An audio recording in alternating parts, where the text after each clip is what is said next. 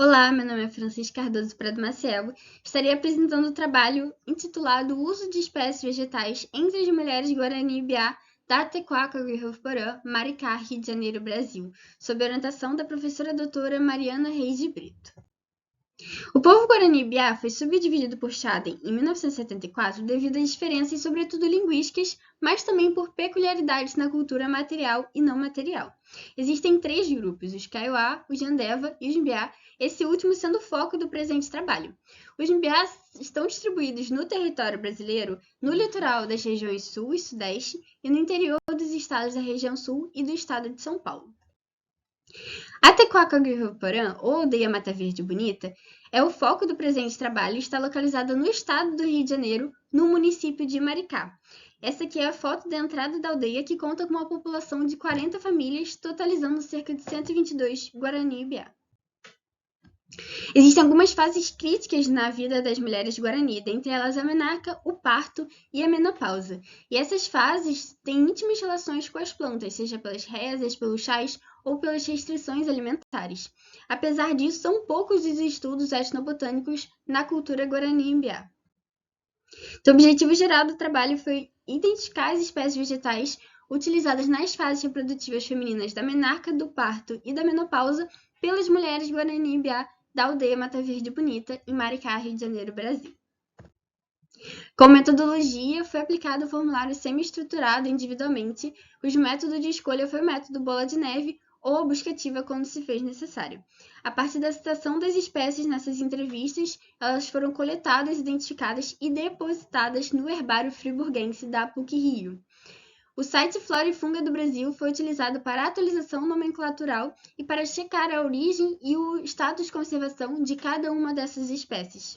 Além disso, o trabalho foi aprovado na Comissão da Câmara de Ética e Pesquisa da PUC-Rio sob o Protocolo 38/2022. Quanto aos resultados, 10 espécies identificadas foram 35 táxons vegetais, englobados em 25 famílias, sendo que 7 dessas famílias já englobam quase que 50% das espécies citadas, com destaque para a família Poácea, para as espécies alimentícias, e a família Myrtácea para as espécies medicinais, o que também é observado em outros estudos. Quanto à origem das espécies, a maior parte é nativa, que pode refletir aí uma maior interação com os remédios locais. Quanto ao estado de conservação, de acordo com os dados do CNC-Flora, a maioria ainda não foi avaliada. Uma está no status vulnerável, outra está no status em perigo e 4 no status de pouca preocupação.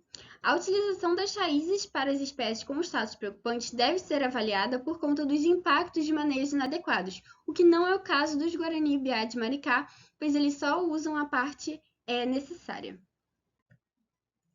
A parte mais utilizada são as folhas e o modo de preparo são os chás. E o local de coleta principalmente está nos quintais e na mata, o que reflete também a importância destes locais para a manutenção da cultura Guarani-Biá. Das fases reprodutivas foram citadas mais espécies na gravidez e na menstruação, e quanto às indicações de uso, o maior número está nas cólicas menstruais e para o parto rápido. A espécie com maior número de indicações de uso foi a mama-cadela, para a cólica menstrual, biotônica e atraso menstrual, para engravidar, desinflamar útero e ovários, engrossar o leite, se fortalecer e prevenir anemia.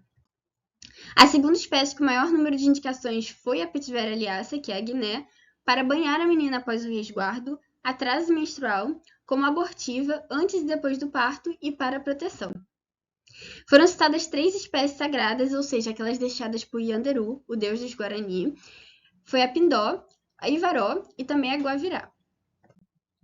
Além disso, quanto à alimentação, não foram recomendados na menarca sucos doces, óleo e sal, e na gravidez o sal, açúcar e o feijão preto.